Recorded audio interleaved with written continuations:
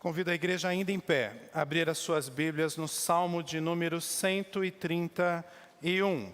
Será o salmo da nossa reflexão desta manhã. E eu quero convidar os irmãos a lermos juntos, na abertura dessa reflexão, o Salmo de número 131.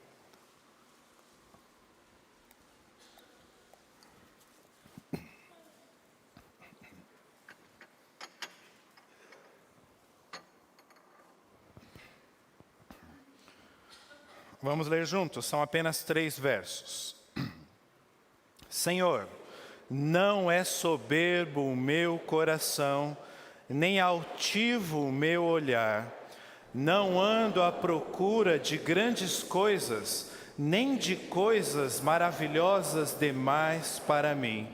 Pelo contrário, fiz calar e sossegar a minha alma, como a criança desmamada se aquieta nos braços de sua mãe, como essa criança é a minha alma para comigo.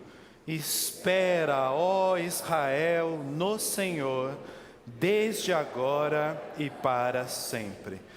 Amém. Pai querido, obrigado a Deus por nós termos acesso à Tua Palavra. Ela é viva, ela é eficaz, ela transforma vidas. Ela transformou a vida de Davi. E nós queremos, ó Deus, à luz do que ele escreveu, pela unção do Teu Espírito Santo, que o Senhor nos ilumine nessa manhã e traga também, ó Deus, transformação para as nossas vidas. Faça assim, Deus, para a Tua glória e para a nossa alegria, em nome de Jesus. Amém. Os irmãos podem se assentar. Se vocês olharem aí em suas Bíblias, vão perceber que na versão Almeida que nós utilizamos, atualizada, aparece um subtítulo para este salmo, aparece assim, calma em Deus. E tem mais uma informação, esse calma em Deus foram os nossos editores que colocaram como um tema para o salmo. Por isso, hoje nós vamos refletir sobre esse tema que está em tela. Acalme-se e espere no Senhor. Agora, essa outra informação que aparece em nossas Bíblias ainda antes do verso 1, cântico de romagem e de Davi, faz parte do texto original no hebraico. Significa que muito provavelmente, mas muito mesmo, esse salmo era cantado enquanto as pessoas peregrinavam, os peregrinos que faziam as suas viagens a caminho de Jerusalém. Então imagine você caminhando num deserto, vindo de uma região longínqua. Jerusalém é um local alto, o caminho era difícil, você não tinha carro, você não tinha moto, você não tinha bicicleta, você não tinha CD para ouvir a sua música predileta, Spotify nem pensar. Então, como que essas pessoas se chegavam a Jerusalém? Já se conectando a Deus, cantando e memorizando textos e cânticos. E Davi escreve esse salmo e tudo indica que esse salmo era usado para isso. Agora eu quero chamar sua atenção para o seguinte. Dizer que este salmo é de Davi é muito peculiar para a nossa reflexão nessa manhã. Se torna importante pela história de Davi. Você que já conhece, você que não conhece, eu vou dar uma palhinha de um resumo da história dele daqui a pouco. Conhecendo a história de Davi e lendo o que ele escreveu aqui neste salmo, a coisa toda se torna extremamente, no mínimo, curiosa. Este salmo é uma oração, usada como cântico, talvez cantada, mas ela tem o estilo literário de oração. Davi está expressando a sua confiança em Deus. E é por isso que eu achei relevante trazer este tema para esta manhã de fim de 2019, quase início de 2020. ele expressa uma confiança num Deus pelo que ele já tinha feito e pela perspectiva do que viria, do que ele iria fazer. Uma oração que claramente é fruto de um relacionamento íntimo, de um relacionamento pessoal de Davi com Deus. E vamos falar de nós? Esse é o objetivo de todos nós. Nós queremos ter um relacionamento íntimo, próximo com o nosso Senhor. E aí surgem duas perguntas para a nossa reflexão. Como foi o meu relacionamento com Deus em 2019? Será que eu fecharia os meus olhos ao fim de 2019 e faria uma oração que expressasse tanta confiança como essa oração de Davi? Talvez seja o seu caso, talvez não. E uma outra pergunta surge. Olhando para 2019, como foi o meu relacionamento com Deus? Ok, já entendi. E olhando para 2020? Aí a pergunta é prospectiva, é para frente. É eu pensando, como eu desejo que seja o meu relacionamento com Deus em 2020. É sobre isso que eu quero refletir com você nessa manhã. E o salmo que nós lemos começa assim: Senhor, não é soberbo o meu coração. Perceba que ele está falando sempre na negativa, ele está falando que não é. Não é soberbo o meu coração, nem altivo o meu olhar. Vamos entender aqui, na língua original, algumas expressões para nos ajudar na nossa reflexão. Quando Davi está falando soberbo, ele está falando do coração dele que não é soberbo, aparece uma palavra aqui em hebraico que é o gabar, que significa literalmente você ser exaltado, aponta assim para algo grande, você se tornar alto, é sinônimo aqui de arrogância, por exemplo. É aquela pessoa que se acha que está lá em cima, acha que é, como diz aí popularmente, o cara. É isso. É sinônimo, e é isso que eu quero trabalhar com vocês aqui, de orgulho. Em algumas versões bíblicas, como a NVI, é traduzido exatamente assim: Senhor, o meu coração não é orgulhoso. Depois, na mesma frase, aparece a expressão na nossa Bíblia, altivo, que é uma outra palavra hebraica, mas que traz um significado muito próximo, quase idêntico, é a palavra rum. Traz o mesmo sentido. Rum é a ideia de, no hebraico, a ideia de elevar, a ideia de levantar, a ideia de estar alto. Aponta também para o nosso orgulho. Então eu quero que, para essa nossa reflexão, quando você ler essas palavras, não é soberbo o meu coração, nem altivo o meu olhar, você pense no orgulho nosso, no orgulho humano. Aqui cabe um parênteses também. Quando nós falamos orgulho, na nossa cultura, na nossa língua, ela tem dois significados. Um significado que pode ser bom e um significado ruim. O que a Bíblia está nos apresentando é um significado ruim. Qual é o significado bom de orgulho? Eu estou chegando no final de 2019, eu olho para algumas coisas que eu realizei, que Deus permitiu que eu realizasse durante esse ano, e eu tenho um sentimento de satisfação, de realização. E aí eu olho e falo, poxa, eu estou orgulhoso disso que aconteceu na minha família, disso que aconteceu na igreja, disso que aconteceu na minha saúde, nesse esforço que eu fiz na minha vida financeira e deu resultado. Não é pecado esse tipo de orgulho, você usar a palavra orgulho nesse sentido. Mas o orgulho que é ruim, é esse que a Bíblia nos apresenta aqui. É um sentimento elevado de uma dignidade pessoal. Eu olho para o meu ano e eu falo, nossa, eu sou demais mesmo, hein? Mas nem Deus me segura. Eu sou super poderoso. Eu sou digno demais. Qual que é o problema desse orgulho? Esse orgulho tende a nos leva o ser humano a tentar digamos assim, uma luta com Deus. Uma disputa com Deus, um confronto com Deus. E aí a gente esbarra no pecado. A origem deste orgulho está lá no Éden, com Adão e Eva. Que um dos motivos no sentido de motivação deles mesmo, para pecar, para tomar aquela ação proibida, comer aquele fruto que era proibido, foi exatamente a ideia de que eles poderiam ser como Deus.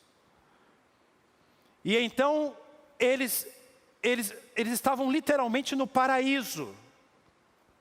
Sabe aquelas fotos que a gente vê essa época do ano, assim, a gente que está trabalhando ainda, não está em férias, começa a olhar nas redes sociais, aí vê lá a pessoa assim na praia, coloca só o pezinho assim, né? E bate a foto da praia. Aí o outro está na cachoeira.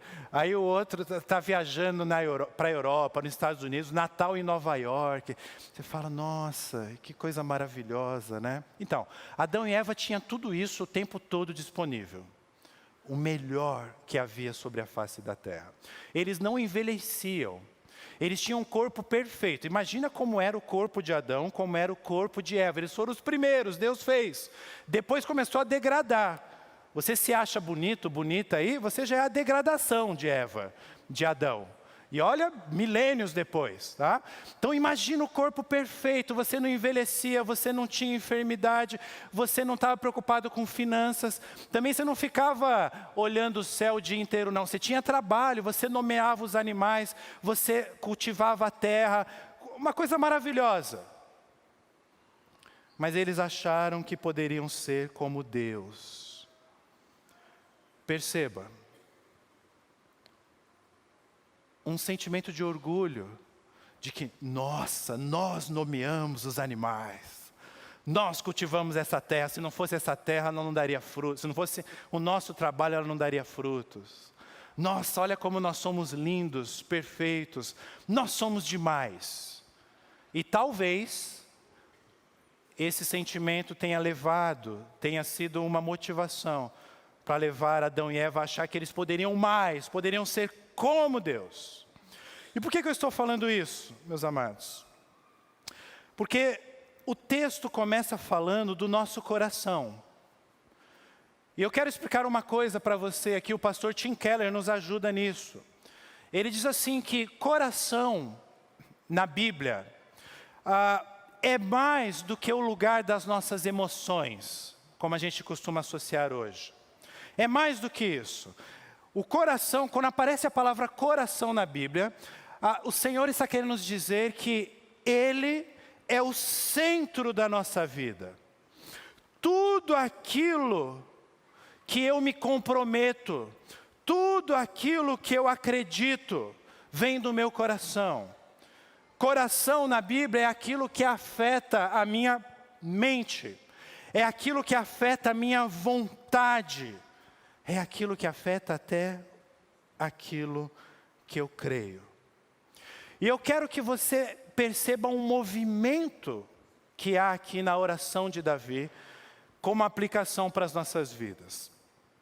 Ele fala, Senhor, não é soberbo o meu coração, ou seja, ele está falando daquilo que é o centro da vida dele, ele está falando de um sentimento interno, algo pessoal.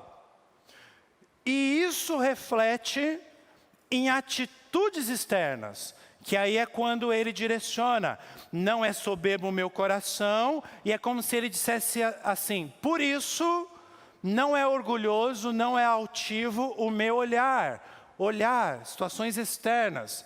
E a continuação do verso aponta para atitudes que nós temos, não ando à procura de grandes coisas, nem de coisas maravilhosas demais para mim, ou seja, coisas que nós fazemos. Quando a gente olha essa expressão, nem altivo o meu olhar, isso nos remete a um texto bíblico que fala de outra parte do corpo, mas se você quiser abrir aí comigo, mas não sai do Salmo não, deixa marcado aí o Salmo. É Lucas 6, 45. Em Lucas 6,45, Jesus está falando da boca. Mas o princípio é exatamente o mesmo. Lucas 6,45. O homem bom, do bom tesouro do coração, olha aí, tira o bem. E o mal, do mau tesouro, tira o mal. Ponto e vírgula. Aí Jesus diz assim: porque a boca fala do que está cheio o coração. A boca fala do que está cheio. Percebeu como o coração é o centro da minha vida? Como ele comanda as minhas atitudes? Assim como a boca fala o que está cheio o meu coração, os meus olhos perseguem o que está cheio o meu coração. E aí a pergunta para nós essa manhã é: do que está cheio o nosso coração? Deixa eu dar 2 exemplos aqui. Imagine uma pessoa que ela aprendeu, ou com os pais, ou no mercado de trabalho, ou em literaturas, ou enfim, com a vida, ela aprendeu que a vida é tudo que eu tenho. Ou seja, basicamente relacionado a finanças, a bens materiais. A vida se resume a tudo que eu tenho e tudo que eu posso deixar para os meus filhos. Eu vou dedicar as maiores horas, o maior tempo do meu dia, porque para mim a vida significa isso: o que eu tenho, o que eu posso ter, ainda não tenho, mas posso ter, e aquilo que eu vou deixar para os meus filhos. Uma pessoa que tem isso como cosmovisão de vida, princípio, filosofia, uma pessoa que tem isso no coração, o que vai chamar a atenção de uma pessoa assim? O que vai chamar a atenção dos seus olhos?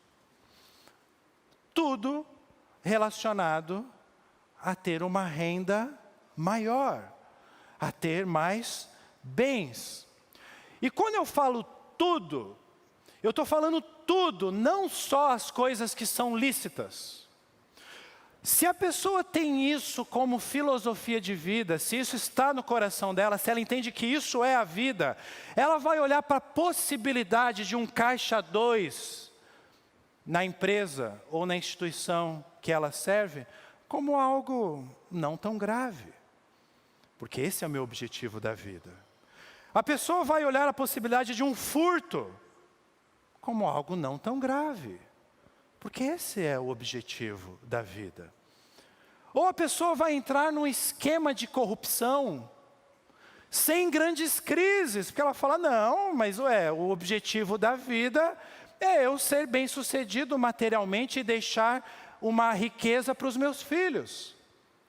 Percebam, eu não estou dizendo que você faz isso, eu estou dizendo que a nossa natureza e o nosso coração, por causa do pecado, faz coisas abomináveis como essa se tornarem naturais. Quando a gente tem o nosso coração depravado, quando a gente tem o nosso coração maculado, e nós temos, pelo pecado. Um outro exemplo. Imagina aquele adolescente, aquele jovem ou aquele adulto, seja homem, seja mulher, que aprende que a forma máxima de ter prazer na vida, ou a única forma de ter prazer na vida, é com o sexo. Ele aprendeu isso na cultura, nas revistas, nos jornais, nas séries, nas novelas, nos filmes, na escola, na faculdade. Ele aprendeu, não, prazer, tua vida tem que ser em função disso, do sexo. O que os olhos dele vai procurar? Os olhos dela vai procurar? Por exemplo, pornografia. Um grande mal do nosso tempo, porque o acesso é fácil, por meio da rede mundial de computadores. E isso tem destruído famílias. Mas não só isso, se ele entende que o prazer máximo está nisso, ele vai dar um passo a mais. Da pornografia ela parte para a prostituição. E quando essa pessoa está andando pela rua, para onde os seus olhos estarão direcionados? O que chamará a atenção dessa pessoa? Percebam, nesses dois exemplos, o que eu quero mostrar para vocês e para mim também é que o que está no nosso coração direciona as nossas atitudes. Agora, quem é que está negando isso? Quem é o autor desse salmo? Davi. E Davi está dizendo: Senhor, não, eu não sou assim. Senhor, não é soberbo o meu coração. Não é altivo o meu olhar, Deus. Eu vou perguntar de novo. Quem é que está dizendo isso? Ah, Davi. Espera aí. Vamos tomar um café, Davi? Vamos tomar um café aqui. Abra sua Bíblia em 2 Samuel 11. Só para a gente relembrar aqui uma historinha. Recentemente foi fruto de uma reflexão aqui na igreja com o pastor Gustavo. 2 Samuel 11. Samuel 11. Versos de 1 a 5 diz assim. História, se você já é do meio cristão há algum tempo, você conhece essa história muito bem. Só para a gente relembrar. Se você não é, você vai conhecer agora. Decorrido um ano, olha só, no tempo em que os reis costumam sair para a guerra, ou seja, Davi era rei, ele estava no palácio, ele deveria ir para a guerra. Enviou Davi a Joabe e seus servos com ele e a todo Israel, que destruíram os filhos de Amon e sitiaram Rabá. Porém, Davi ficou em Jerusalém. Falou: não, eu sou o rei, eu já conquistei meu império. Vai lá, Joabe, eu vou delegar, palavra da moda, delega. Ó, vai lá você, eu vou ficar de boa aqui. Percebam o orgulho já ali em relação, nesse sentido na vida de Davi. Aí continua o texto. Uma tarde ele levantou-se Davi do seu leito e andava passeando no terraço da casa real.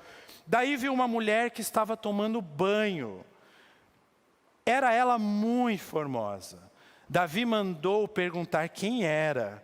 Disseram-lhe: é Batseba, filha de Eliã, a mulher de Urias, o heteu. Urias era soldado de Davi. Então enviou Davi mensageiros que a trouxessem. Ela veio e ele se deitou com ela. Tendo-se ela purificado da sua imundície, voltou para sua casa. A mulher concebeu e mandou dizer a Davi: estou grávida. Agora dá um salto para o verso 14.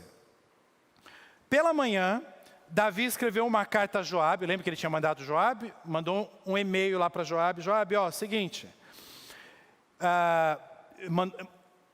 por mão de Urias, né? Escreveu na carta dizendo: ponde Urias na frente da maior força da peleja e deixai-o sozinho, para que seja ferido e morra. Aqui só o contexto: Urias volta da guerra, e é ele, Urias, né? Ele se nega a deitar com Batseba. Esse era o plano de Davi, mas Deus frustra os planos de Davi. Davi então coloca uma carta na mão dele, manda entregar para o comandante recebe. Quando ele abre, era para colocar Urias no fronte de batalha para ele morrer. E ele morreu. É esse homem que está dizendo: Senhor, o meu coração não é orgulhoso ou soberbo, nem é orgulhoso o meu olhar. Ele estava lá no terraço e ele viu Batseba.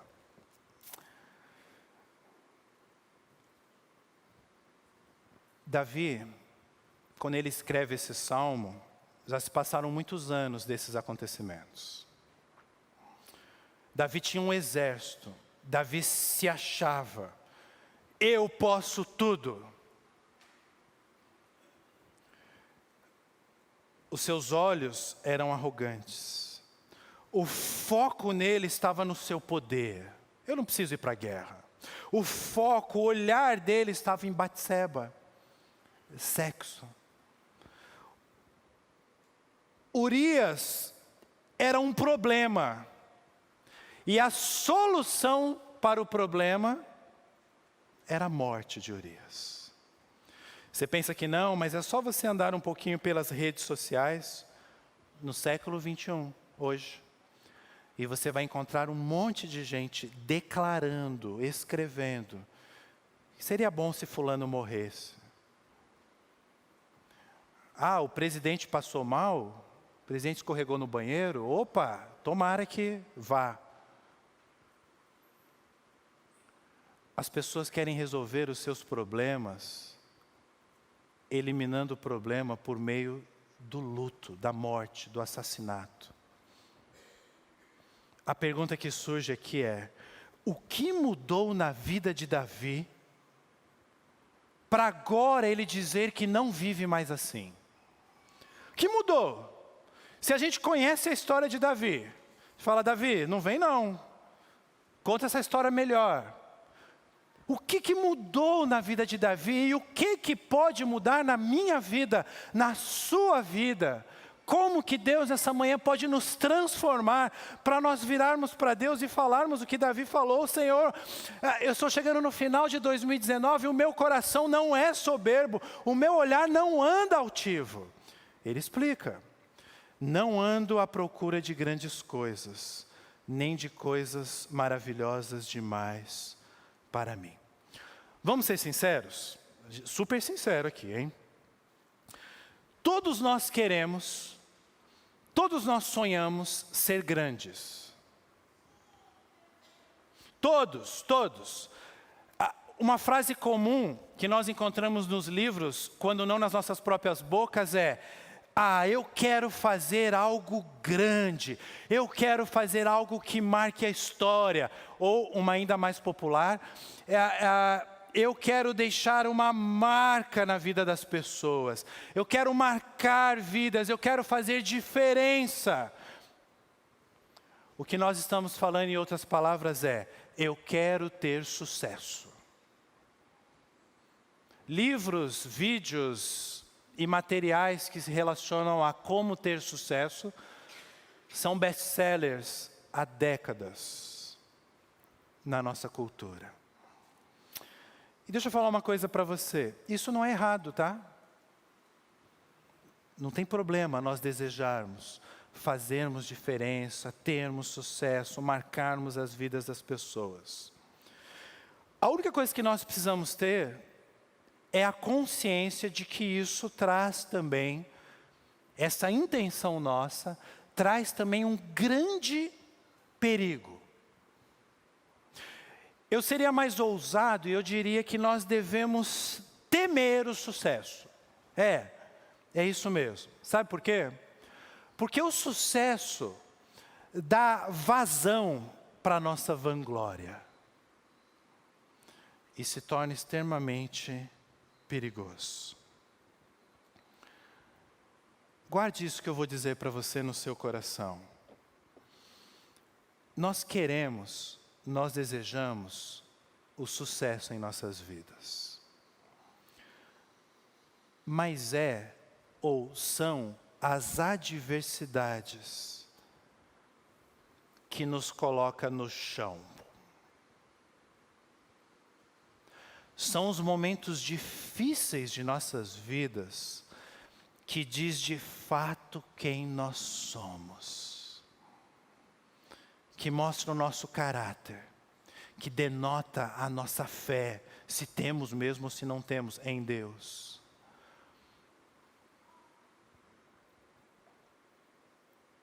Por isso que a orientação de Deus para as nossas vidas é: trabalhe o seu coração. E sabe qual a melhor forma de trabalharmos o nosso coração? Por meio das adversidades. Eu estou dizendo isso para você, que ao chegar ao final de 2019, olha para 2019 e fala: meu Deus, mas foram tantos problemas, tantas dificuldades, tantas tribulações. Senhor, se eu soubesse que tudo isso ia acontecer, olha, eu não sei não se eu iria encarar. Se não fosse essas adversidades, você não teria atitudes que demonstram maturidade, crescimento e principalmente mais dependência de Deus. Preste atenção no que eu vou dizer agora, porque fora de contexto vai soar esquisito. Quando está tudo bem nas nossas vidas, é quando nós devemos estar ainda mais atentos. Quando está tudo bem, é que nós devemos estar preocupados. Olha, está tudo bem no meu casamento, está tudo bem no meu trabalho. Pois é, olha Davi, estava tudo bem lá no seu palácio. Ele era o rei, ele tinha tido conquistas heróicas. Ele era o servo de Deus. Estava tudo ok, tudo seguindo, estava tudo maravilhoso. E sabe qual é o grande perigo quando está tudo bem? Nós nos afastarmos de Deus. Aconteceu com Adão e Eva, aconteceu com Davi, acontece comigo e com você. Porque o oposto do reino de Deus é o reino do eu. E não há outra possibilidade. Ou eu estou buscando o reino de Deus, ou eu estou buscando o reino do eu. Gregório Magno tinha a seguinte frase: o sucesso corrompe o coração, a adversidade purifica o coração. É por isso que a continuação do verso diz assim: nem coisas maravilhosas demais para mim. A Bíblia, versão A Mensagem, diz: nem coisas que eu não conheço. Aqui tem um princípio importante para nós, que eu quero lembrar você no final desse ano e no início do próximo. Nós somos limitados. Se eu estivesse numa igreja pentecostal, eu ia dizer: repita comigo, eu sou limitado. Então, repita aí com o seu coração. Nós somos limitados. Você não pode se esquecer disso ao lembrar tudo que você não fez em 2019 e tudo que você está planejando fazer em 2020. Nós não conseguimos realizar tudo que nós sonhamos. Não tente abraçar o mundo. Esquecer que você tem limites é o que te causa, é a sua maior fonte de estresse e de ansiedade. Você esquece que você tem limites físicos. Deus instituiu o descanso. Está lá, o 7º dia, o sabá. Mas você não liga para isso. Deus fez isso por amor, porque Ele te ama. Ele falou: olha, você tem limites físicos, você precisa descansar. É uma ordem.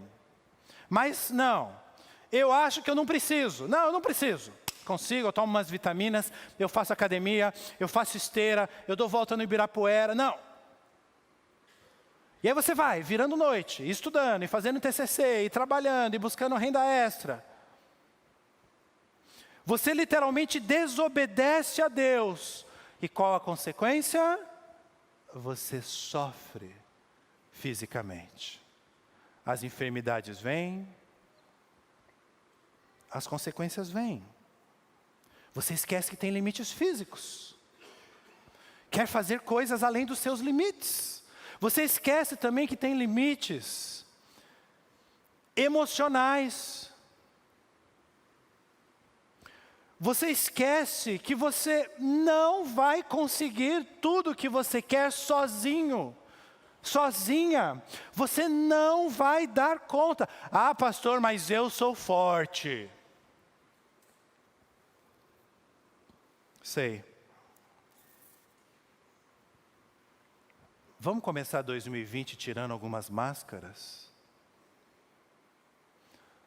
Nós não somos fortes coisa nenhuma. Imagine a seguinte cena. Você está orando. Você está diante de Jesus. Lembra aí das suas últimas orações. Você orou agora há pouco aqui na igreja. E aí você está falando para Jesus: Jesus, eu sou forte, hein? Jesus, eu sou forte. Você ora assim? Fala assim, Jesus, ó, eu estou orando, mas deixa comigo, porque eu sou forte. E imagine o pior, se Jesus virasse para você e falasse, você é mesmo, se vira. Não é essa a realidade do reino de Deus. Por que você vai ficar com essa máscara? Mentindo para você, te contaram uma história equivocada lá fora. A verdade está neste livro. Davi descobriu isso e está mais que na hora de você descobrir isso. Nós temos limites físicos, nós temos limites emocionais, nós temos limites espirituais. Você passa dias, semanas, meses brincando com o pecado, flertando com o pecado. E aí o que você descobre? Que você não dá conta, você cai. Aí você fica envergonhado, envergonhada. E aí você fica com vergonha de pedir para Deus perdão por aquele pecado que você já pediu 1000 vezes perdão. E isso acaba te afastando de Deus. E se afastando de Deus, você vai aos poucos morrendo.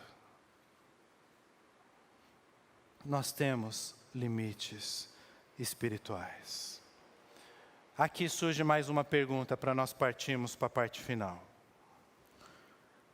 Se quem está escrevendo é Davi, espera aí, Davi, vamos tomar um outro café.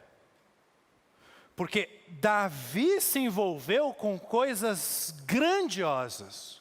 Davi se envolveu com coisas maravilhosas, que mudou a vida dele, que mudou a vida de um povo, que mudou a história da humanidade.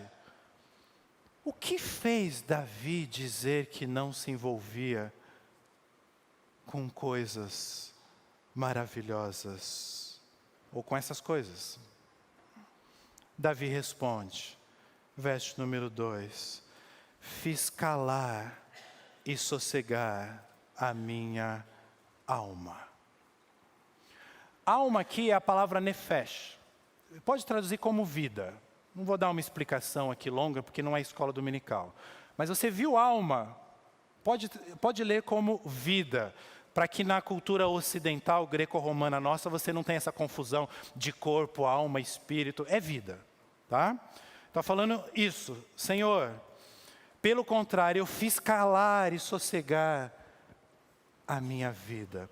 A versão NVI diz, eu acalmei e tranquilizei a minha alma. A versão, a mensagem diz, eu cultivei um coração tranquilo. Mas eu gosto da nossa versão, eu acho a melhor, diz, fiz calar, fiz sossegar a minha vida.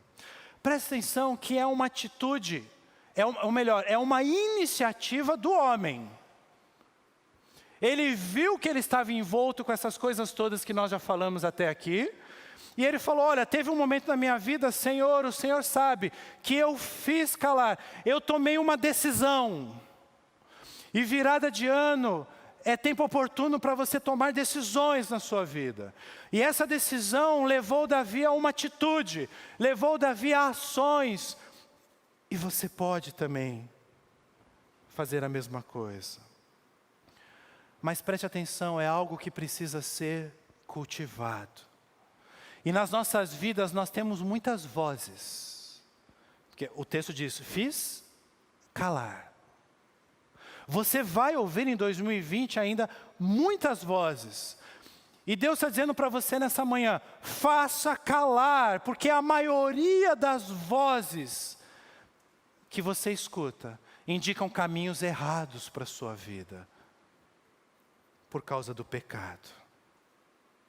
Nós temos que sossegar, nós precisamos aprender a ser, e aí vem a continuação do verso, como uma criança desmamada se aquieta nos braços de sua mãe, como essa criança é a minha alma ou a minha vida para contigo, Senhor. Aqui os estudiosos se dividem. Alguns entendem que desmamada significa aquela pessoa que acabou de mamar, a pessoa não, né? Bebê, criança, que acabou de mamar, é uma pessoa também, vocês entenderam? acabou de mamar e está ali no colo da sua mãe. Ou alguns vão dizer que, não, desmamada aqui é uma criança já de 4, 5 anos, que tem a sua confiança na sua mãe. Se nós olharmos a versão NVI, eles traduziram assim: sou como uma criança recém-amamentada. A versão A Mensagem, essa versão parafraseada da Bíblia, diz assim: nós somos como um bebê aconchegados no colo da mãe, ou nos braços da mãe. Eu acho que é essa linha de raciocínio que faz mais sentido. E é por isso que a imagem da reflexão desta manhã é essa. Uma característica dos bebês é serem sossegados. Eles dormem muito, muitas horas por dia. Pastor, não é bem assim. Eu sei, eu tenho lá em casa. Eu sei. Quando é que eles não estão sossegados? Quando eles estão com fome, e disso eu sou experiente. O Dan tem 11 meses e está com mais de 12 quilos. Por quê? Porque quando ele não está sossegado, a gente não quer nem saber. É fome. Toma uma mamadeira na boca dele. Né? Haja dinheiro para comprar tanto leite e, consequentemente, tanta fralda. Uma coisa está associada à outra. Mas o fato é que um bebê não está sossegado quando ele está com fome. Quando ele não está amamentado. Quando mais? Quando ele está com medo. Quando ele está assustado. É aquela situação constrangedora, né? Dos pais estarem com o bebê todo sorridente, todo feliz. Aí chega uma pessoa super amável, que bonitinho. E por alguma coisa assusta a criança faz aquela cara de medo, de susto, faz beicinho e começa a chorar. Eles não estão sossegados também quando eles estão doentes, quando algo está incomodando. E eles não estão sossegados quando eles estão com muito frio, quando eles estão com muito calor, quando eles estão molhados. O Dan, por exemplo, ele é super higiênico. Assim, né, ele fez lá a sujeira na fralda dele, ele já começa a chorar, já começa a resmungar, que é para trocar mesmo, querendo dizer para o pai dele: não adianta economizar a fralda, eu não vou ficar sujo, então tem que ir lá, tem que trocar ele, tudo tal. Mas sabe por que eu estou dizendo isso para você? É uma característica dos bebês serem sossegados, a não ser quando eles estão passando por essas situações: fome, medo, estão doentes, ou com frio, com calor, enfim. Agora, em nada disso que eu falei, os bebês podem se virar sozinhos. É como eu chegar para o Dan, ele lá chorando lá no chão, porque está com a fralda suja, ou está com fome. Eu falar: tem vergonha na cara, já tem 11 meses, se cuida, se vira.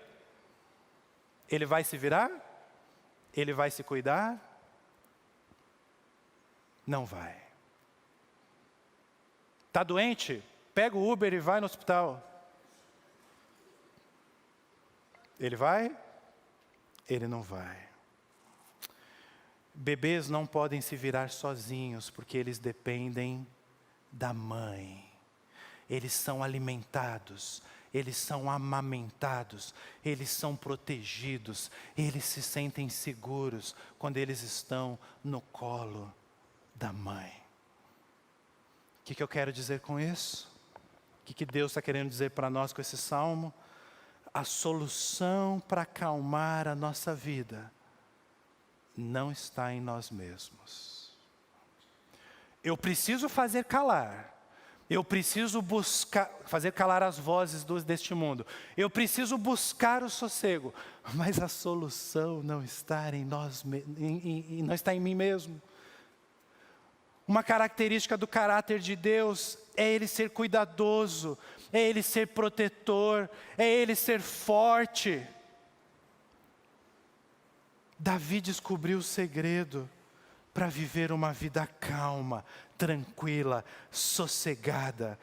É viver como uma criança nos braços, no colo de sua mãe. E ele conta isso, é assim que termina o Salmo. Ele nos conta o segredo, quando ele diz: espera, ó Israel, no Senhor, desde agora e para sempre. Em outras versões vai aparecer a expressão: põe a sua esperança no Senhor. Espere nesse sentido, colocar a esperança. Espere no Senhor. Não espere em você mesmo grandes transformações para 2020, mas espere no Senhor, porque Ele pode hoje, Ele pode para sempre. Deixa eu concluir com você. O nosso coração é orgulhoso. O de Deus é amoroso. Os nossos olhos são arrogantes. Os de Deus são atentos, cuidadosos comigo e com você. Eu acho que preciso fazer grandes coisas, mas Deus me mostra que o melhor caminho é o da simplicidade. Jovens, menos é mais. Lembram do acampamento? Eu acho que é impossível, pastor, não é impossível. Esse título aí, acalme-se, espere no Senhor. Não, eu acho que é impossível acalmar a minha alma, acalmar a minha vida. Mas Deus me mostra que é possível sim. Eu quero me envolver em coisas grandiosas demais. Deus me impede. Ele me impede porque Ele me ama. E Ele me coloca com os pés no chão, mostrando os meus limites, mostrando quem eu sou. Deus me coloca diante do espelho. Eu desejo ter uma vida independente, mas Deus me ensina que eu dependo dEle. Espera no Senhor. Perceba que espera é um verbo, o que indica ação. É estranho isso, né? Porque espera parece não fazer nada, mas não, há um grande esforço da minha parte em esperar, porque o meu impulso natural é querer fazer alguma coisa, querer resolver as coisas, mas não, a orientação de Deus, é Deus falando conosco por meio da Bíblia. Espera em mim, espera no Senhor. Isso transformou a vida de Davi. Daquele homem que nós lemos que foi capaz de tudo aquilo, adultério, assassinato, de um homem que agora entendeu o que é a vida. Uma pergunta para você: no que você vai esperar em 2020? O que você espera de 2020? Se não for no Senhor, talvez na sua família. Famílias têm problemas. Elas vão te decepcionar. Talvez já tenham te decepcionado aí nas festas de Natal. Não, vou confiar nos meus bens, eu vou esperar nos meus bens. Eles não duram a vida toda. Não duram. No meu prazer, eu vou buscar o prazer. Prazeres são momentâneos. O que Deus te oferece é alegria e perpétua, agora e para sempre. Espere no Senhor hoje, espere no Senhor para sempre. Esperar no Senhor é se conformar ao ritmo de Deus, é falar assim: Deus, em 2020 eu quero seguir a tua agenda, eu quero seguir o teu ritmo, não a minha agenda, porque só o Senhor sabe o que é melhor para mim. Isso vale para a minha vida e para a vida da igreja, por isso que o verso diz: espera, ó Israel, no Senhor. Também o que Deus vai fazer na vida da igreja já está fazendo, é Ele quem faz. Foi essa lição que Davi aprendeu. Mas ele só aprendeu porque ele passou por muitas adversidades. E eu quero lembrar para você, nesse final, alguns medicamentos. Sabe quando você vai tomar um medicamento? Só para uma ilustração para as nossas vidas. Você pega lá o medicamento, aí você está lendo ali a bula, vamos supor que você lê, eu sei que você não lê. Mas às vezes está bem grande assim, agite antes de beber, antes de tomar o remédio. Né? É isso que Deus precisa fazer com alguns de nós. Ele tem que agitar a nossa vida, para nós podermos sermos usados para a glória dEle e para a nossa alegria. Davi precisou ser agitado. Talvez você tenha sido agitado em 2019 por Deus. Deus tem um propósito nisso. Ele quer te usar. E lembre-se que remédios são usados para cura. E é isso que Deus quer nos proporcionar hoje e para todo o sempre. É por isso que a nossa oração ao Senhor, ao ouvir tudo isso, poderia ser uma oração mais ou menos assim: Senhor, em 2020, com a Tua mão, Senhor, segura bem a minha, pois eu sou tão frágil, ó meu Salvador. Senhor, eu não me atrevo a dar nem mais um passo na minha vida sem o Teu amparo, porque o Senhor é o Cristo, porque o Senhor é o meu Senhor. Com a Tua mão, Senhor, segura bem a minha, e o meu caminho alegre eu seguirei. É isso que diz o hino de número 153, que nós vamos cantar agora em pé.